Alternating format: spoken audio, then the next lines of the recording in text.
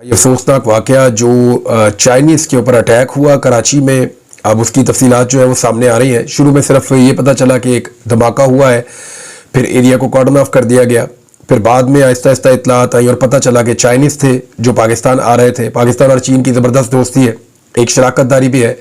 Chinese और पाकिस्तान जो है वो एक दूसरे के साथ मिलकर काम करते हैं। यहाँ पाकिस्तान में बहुत सारे प्रोजेक्ट हैं और पाकिस्तान जो है वो चाइना के साथ तजारत भी करता है और एक ज़बरदस्त किस्म के पड़ोसी भी हैं।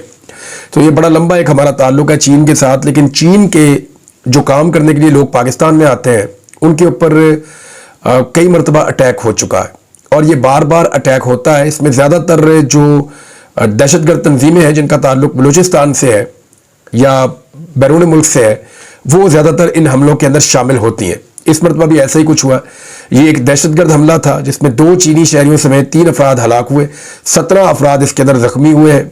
बहुत सारी गाड़ियां जो हैं वो जलकर तबाह हो गई हैं और चीन ने कहा जी कि जल्द अज जल्द इसकी तहकीकात की जाए, पाकिस्तान के ऊपर उन्होंने कहा।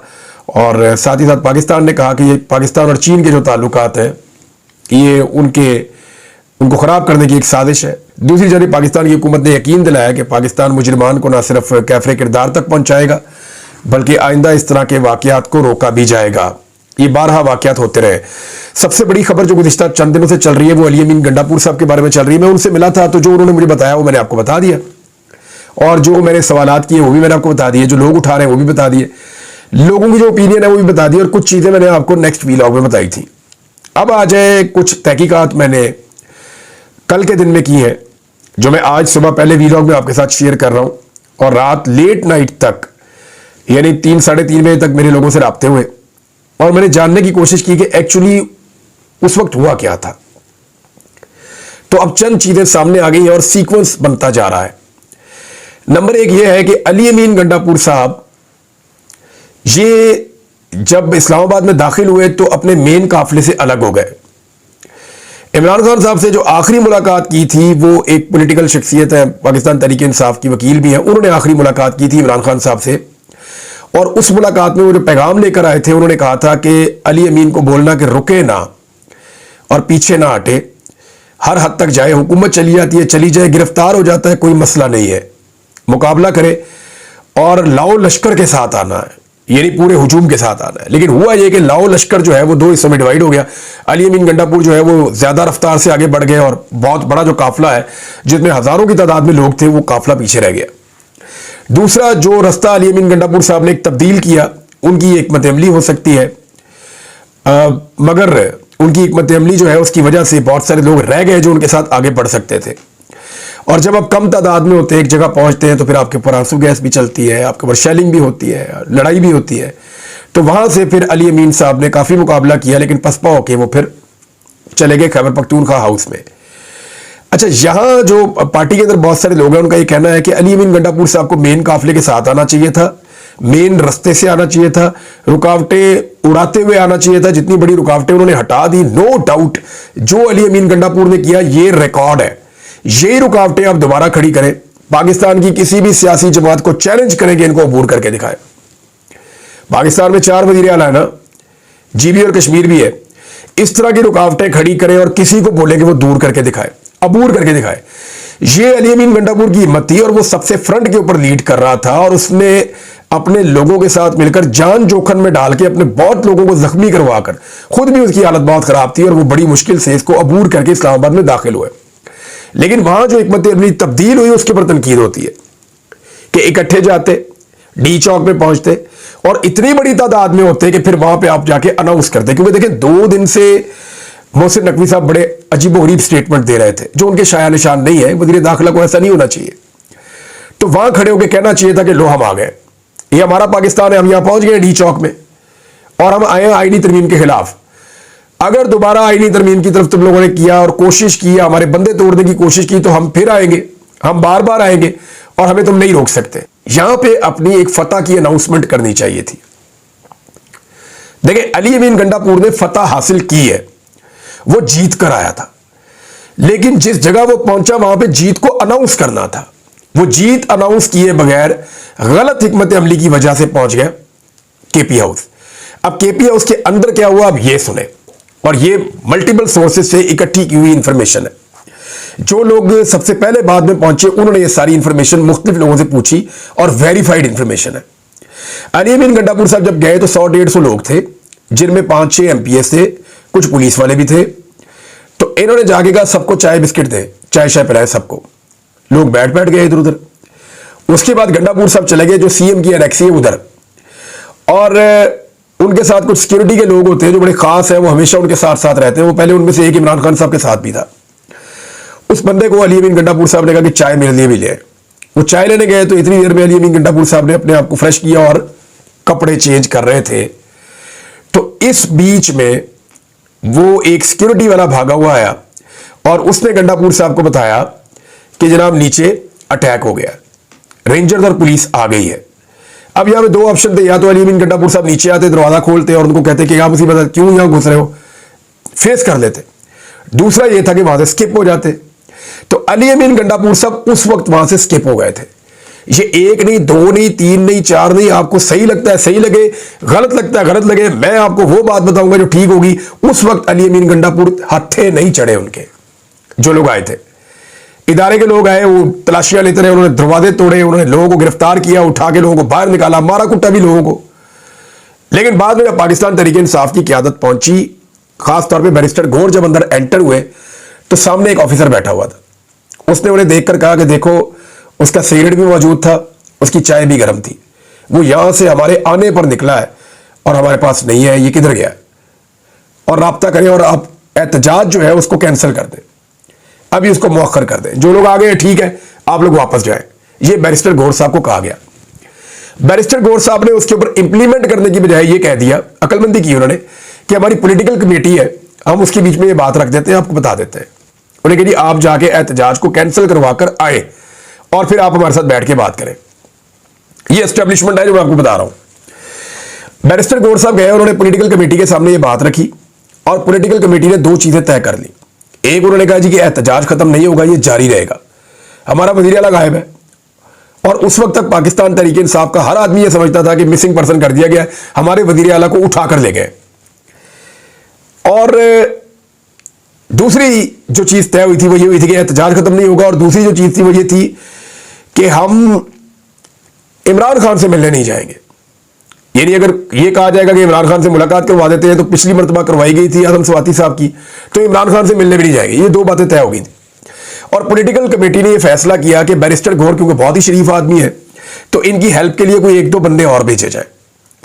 تو ایک فردوس شمیم نقوی صاحب کو اور ایک حامد رضا کاظمی صاحب کو, 2 لوگوں نے حامی بھری, اور یہ 2 لوگ گئے ملنے کے لیے. جب یہ ملنے کے لیے گئے, اب اس سے آگے جو میں انفارمیشن آپ کو دے رہا ہوں یہ وہ انفارمیشن ہے جو کنفرم نہیں ہے ابھی تک. یہاں تک جو ہوا یہ کنفرم ہے.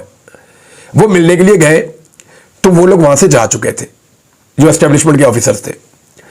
تو ان کا ایک آفس ہے کہ ایک اور آگے بلاک میں, وہ وہاں چلے گئے, اور جا کر وہاں پہ جب ملنے گئے تو جو مین آفیسر تھا وہ نہیں ملا. جونیئر آفیسر سے ان کی ملاقات ہوئی اور انہوں نے پیغام پہنچا دیا کمیٹی کا کہ جی نہ تو ہم احتجاج ختم کر رہے ہیں اس وقت, اور نہ ہی ہماری پارٹی اس بات پہ راضی ہے کہ آپ عمران خان صاحب سے ہماری ملاقات کروا کے تو ہم انہیں منا کے ختم کر دیں. ہم یہ دونوں چیزیں نہیں کر رہے. تو گنڈا پور کہاں ہے اور وہ سینئر آفیسر کہاں ہے؟ تو انہوں نے کہا جی ان کی تو ایک میٹنگ چل رہی ہے. اب اس میں شبہ یہ ہے کہ اس وقت یا تو علی امین گنڈا پور صاحب نے خود رابطہ کیا, ممکن ہے انہوں نے کیا ہو کہ بھائی تم میرے پیچھے بھاگے ہو, آؤ بیٹھے بات کرتے ہیں, یا تو یہ ہوگا, یا کہیں باہر علی امین گنڈا پور صاحب جب نکلے یا کسی جگہ چھپے وہاں سے وہ ٹریس ہو گئے. کیونکہ دیکھیں جو علی امین گنڈا پور صاحب کہانی بتا رہے ہیں نا, وہ بتا تو رہے ہیں, وہ پردہ ڈال رہے ہیں, کسی اور کے گناہ پہ پردہ ڈال رہے ہیں. تو وہ علی امین گنڈا پور نے تو پہلے بھی پردہ ڈالا تھا, وہ پھر پردہ ڈال رہے ہیں. لیکن ایکچولی کوئی اس پہ یقین نہیں کر رہا. لوگوں کو پتہ ہے کہ علی امین گنڈا پور صاحب نے کہیں پہ کوئی نیگوسیشنز, کوئی بات چیت, کچھ نہ کچھ ہوا ہے, ان کو کہیں لے جایا گیا, اور یہ خبریں بھی دی گئی لوگوں نے کہ جناب لے جایا گیا, اور وہ بات چیت بھی ہوئی ہے. اب جو کچھ ہوا اس کے بعد وہ میں آپ کو پہلے بتا چکا ہوں کہ وہ پھر اس کے بعد نصرت جاوید صاحب کی خبر ٹھیک ہے, انہوں نے کہا جی اسمبلی میں آ جائیں گے اچانک. پھر وہ اسمبلی میں آ گئے, خیبر پختونخوا اسمبلی میں. اس سے پہلے انہوں نے چند لوگوں کے ساتھ کھانا بھی کھایا دوپہر کا, ایک آدمی کے ساتھ دوپہر کا کھانا کھایا, طاقتور آدمی, اور جو طاقتور آدمی ہے وہ سیاستدان بھی نہیں ہے.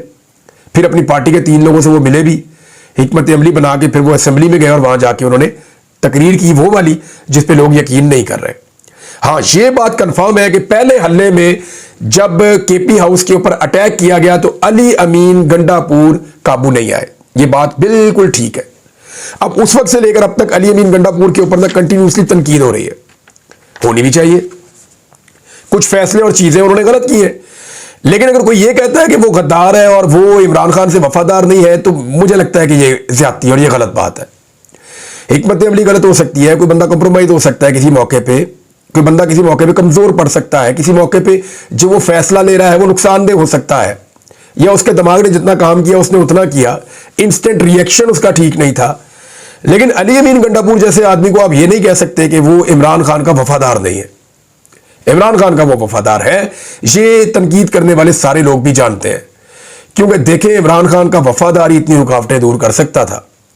ایک لمحے کے لیے وہ ویژول دیکھیں نا آپ، ڈرون والا، کہ ایسے 50 کے قریب جو ہے نا وہ بڑے بڑے ٹرالرز انہوں نے ایک دوسرے میں پھنسا کے کھڑے کیے ہوئے ہیں، ان کو ہٹانا عمران خان صاحب کے دور میں کیا ہوتا تھا، کنٹینر ایسے کھڑے کر دیتے تھے، ایک کو ادھر کھینچا دوسرے کو ادھر دھکیلا، ادھر دھکیلا، جو خندق ہے اس کو بھرا اور نکل گئے۔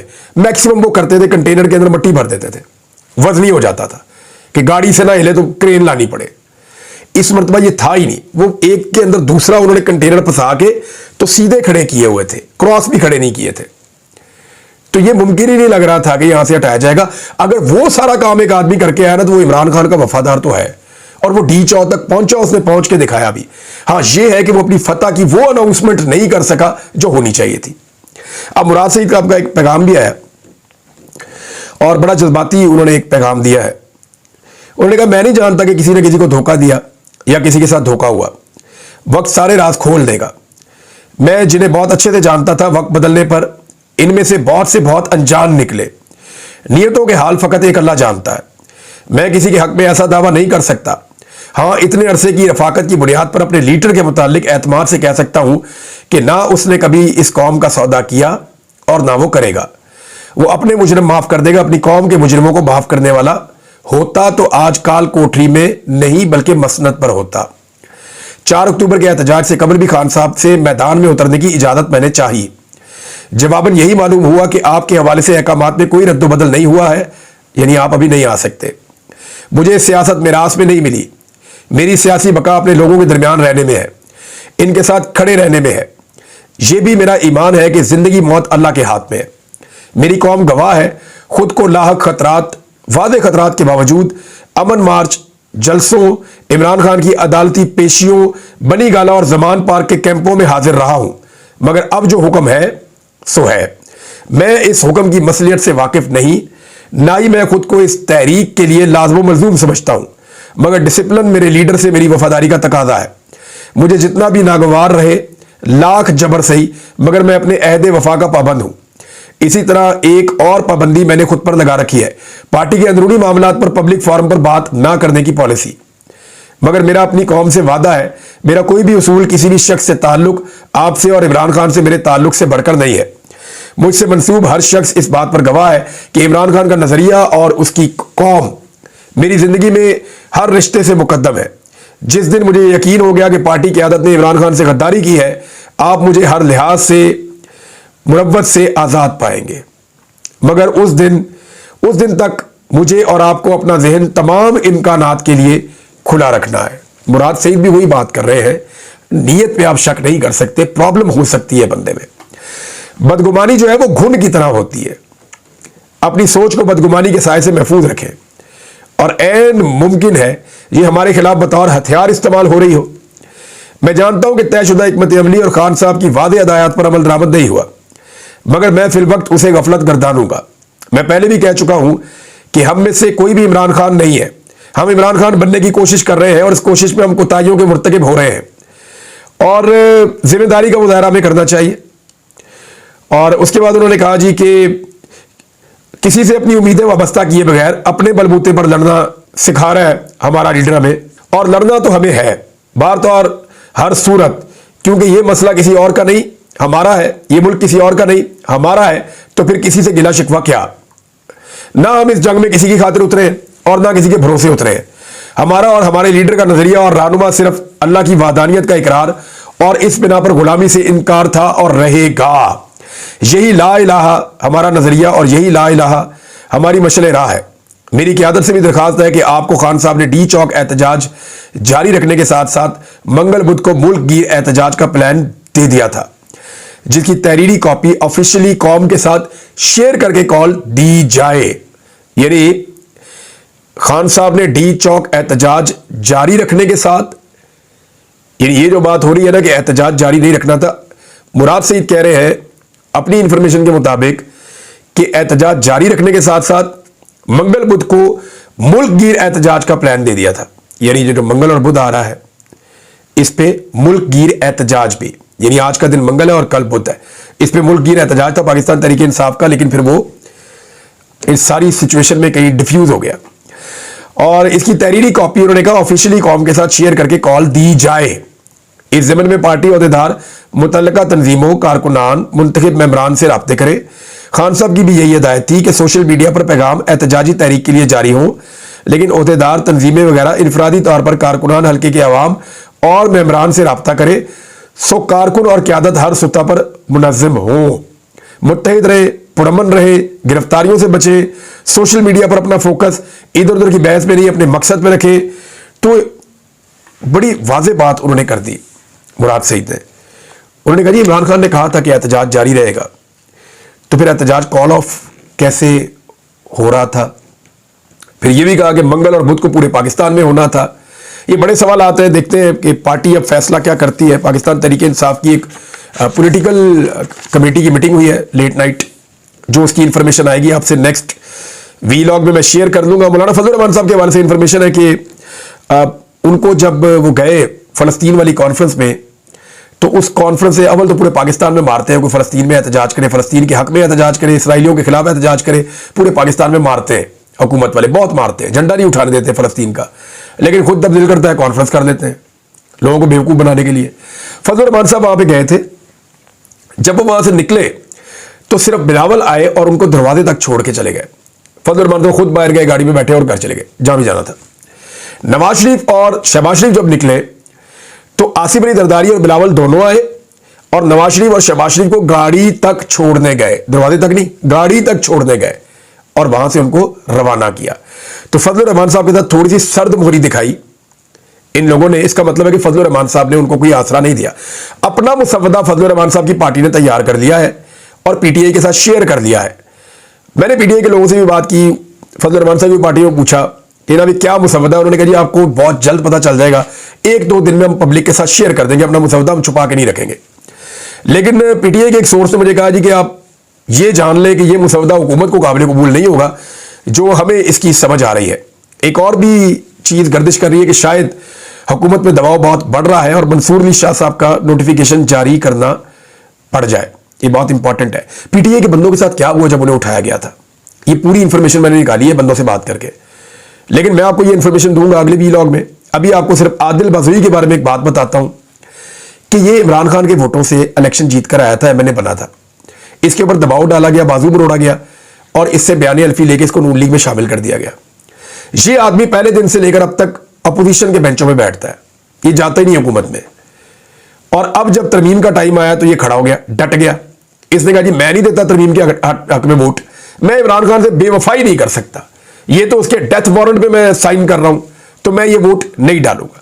اب قیمت پتہ کیا چکا رہا ہے؟ نواز شریف کو پتہ ہے کہ اس کو عمران خان کے ووٹ پڑے، نواز شریف اس کے خلاف ریفرنس بھیج کر اس کو ڈی سیٹ کروا رہے ہیں. نواز شریف اس کے خلاف ریفرنس بھیج چکے ہیں، اس کو ڈی سیٹ کروا رہے ہیں، حالانکہ ان کو پتہ ہے کہ اس کو عمران خان کے ووٹ پڑے ہیں، یہ میرا ایم این اے نہیں ہے، زبردستی مجھے دیا گیا تھا. اس کی جو پراپرٹیز ہیں وہ کوئٹہ کے اندر توڑی جا رہی ہیں، ان کا کاروبار تباہ کیا جا رہا ہے. لیکن یہ شخص ابھی بھی ڈٹا ہوا ہے کہ میں ترمیم کے حق میں ووٹ نہیں ڈالوں گا. ترمیم پہ اور بھی ڈیولپمنٹس ہیں آپ کے ساتھ شیئر کروں گا. تحریک انصاف کے جو وکلا ہیں وہ جا رہے ہیں عدالت میں آج کے دن عمران خان صاحب سے ملاقات کی اجازت لینے کے لیے، اور توہین عدالت کا انہوں نے کیس دائر کیا ہے اور یہ سمن رفت صاحبہ کی، جسٹس سمن رفت صاحبہ کی عدالت میں جائے گا کیونکہ انہوں نے یہ کیس پہلے سنا ہوا ہے. تو دیکھتے ہیں اس کا رزلٹ کیا آتا ہے. اب تک کے لیے اتنے، اپنا خیال رکھیے گا.